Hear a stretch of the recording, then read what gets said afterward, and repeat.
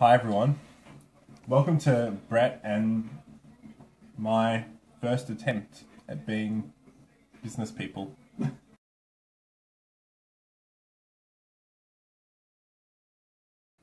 Because we want to make sure that we have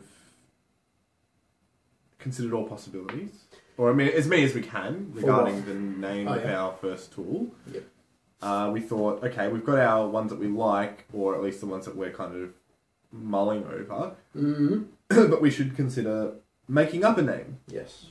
Yes. Which is it's a very startup thing to do, you know? Yeah. A lot of things are just made up names. Which is really good for IP because you made it up. Yeah. What are the two words that you've come up with so far? Well, firstly, what's the combination of words that you've come up with? Grow and learning. Yep. Groaning. Hello everybody, I'm Tristan. And I'll be drawing on the whiteboard for you tonight. The two things we just discussed were our questions being included in topics. Yep. As in, you could have a set of questions that are all categorized under time management. Yep. You could have another set of questions that are all categorized under positive thinking. Somewhere in your dashboard, you would have a list of all of the topics, and you can be like, yep, nah, yeah. When you have an interaction, you get questions out of all your subscribed topics. If all of them are selected by default from the beginning, then you need to consider that they'll just remove some if they don't want them, without ever having faced that question. And I don't know if I'll like that, because even if they're not working on it, who's to say they're not going to benefit from it?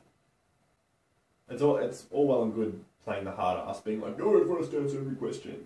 But no, that's not how this works. That's how you get people to unsubscribe and not use your software.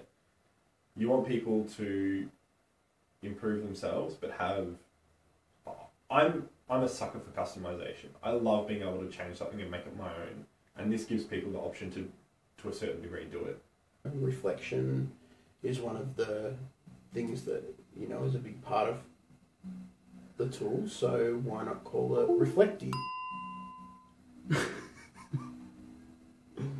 Reflecty. So I think Brett's serious about this one. I'm like 50-50. I'm like Legit, zero. 50-50. I'm like 0-100. So you're all for Reflecty? No, the opposite. So we're arguing again. And I'm winning. No surprises.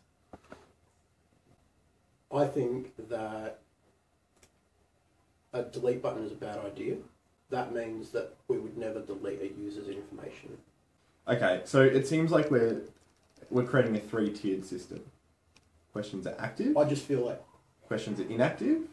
And questions are archived. I mean, I know the chances of this are like so small that I bet everybody that ever... Well, you know, I'm a firm believer in if it could happen, it'll happen. Exactly. So, and I'm sure everybody that ever got sued always said, there's no chance that this will ever happen. Yeah. But, and then they got sued. Yeah. So, all I'm saying is, like, if we can protect ourselves and the users, we should be doing that.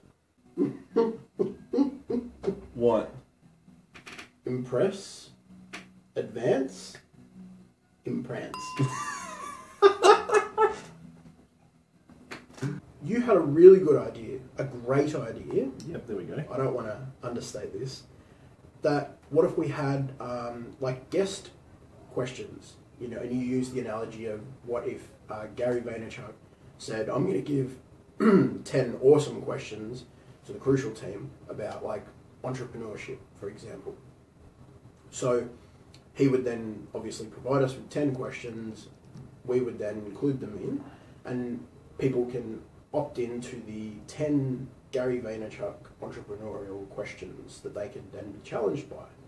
So I'm having a chat to Lee today about the idea of our release of this tool being tied in somehow with his gyms and getting it into the hands of people that already care about their health and well-being. So I had an idea while you were talking in that, what if we got Lee to curate 10 questions for a fitness pack that at the time we release, we can say, here are the basics. Oh, and by the way, Lee, the guy who has the very gym that you're working out at today, he's curated 10 questions specifically for people that are trying to help with their fitness and well-being. What about comically? I can't believe you're pondering that. That one was an actual joke. You look like you're considering it. That was. Alright, I'm leaning towards, okay, I was on the fence before, but I'm leaning towards we do need to have an interaction table, which then, it links obviously, whenever you answer a question, it'll say, oh, I was answered in this interaction. Yep. So if you need to, from a question, you can get to the interaction. That holds the whole interaction. It holds, it puts everything together. Everything else can stand on its own. Like this question says, you know, you answered it on this day, and your answer was this, and you scored at this. So if you wanted to go, what's the average score of this question? Well, you can still look at that without looking at the interaction. But if you wanted to, as a user, say, oh, how was I feeling on that day? Well, if you're having a whole interaction, where do you put the how I was feeling? You know, it doesn't attach to a question. It doesn't attach to a skill. It doesn't attach to a goal. Right, I see what you're saying. There needs to be like this wrapper around it that says, okay, I was feeling... So the feeling attaches to the interaction. Yeah. Yep. Brave is a similar word to challenge, apparently. And under brave, there is beard. So we should call it beardify. Beardly. Like you said, 100 users would be a good goal to achieve. And I said 1,000. And I genuinely think like 1,000 is like, I genuinely anticipate that we would get 1,000 by the time we're ready to go.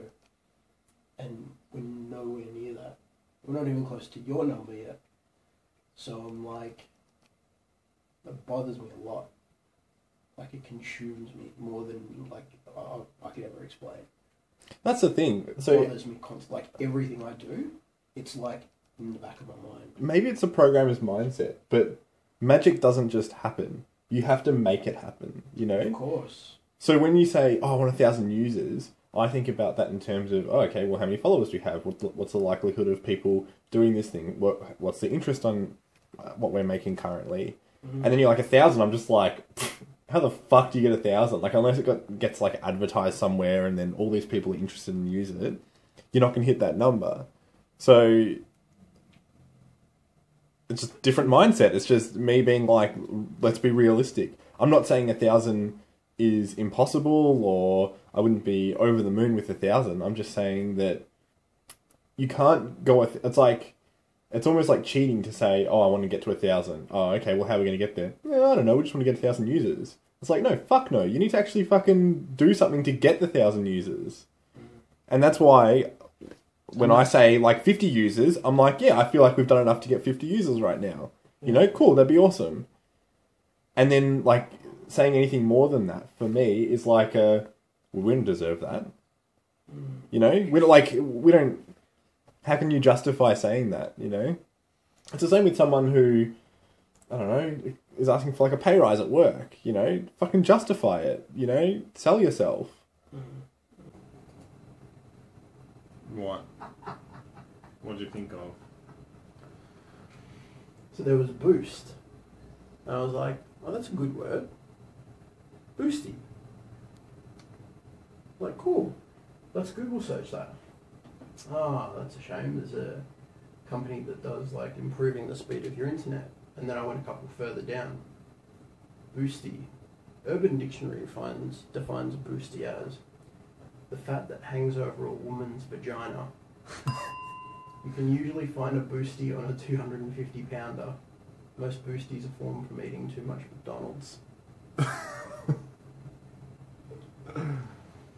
So we've got our name then.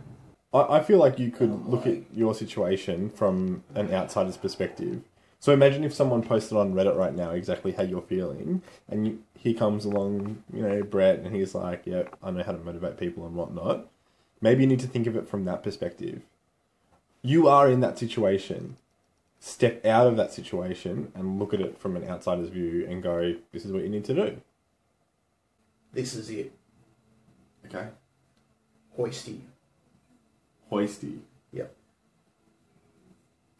Because a hoist is designed to uplift. Perfect. That's exactly what we're doing. I kind of like it. It's kind of, I don't know, it kind of seems fun. Let's call somebody in my favourites list. Hey, listen, I've got a quick question for you. Yes.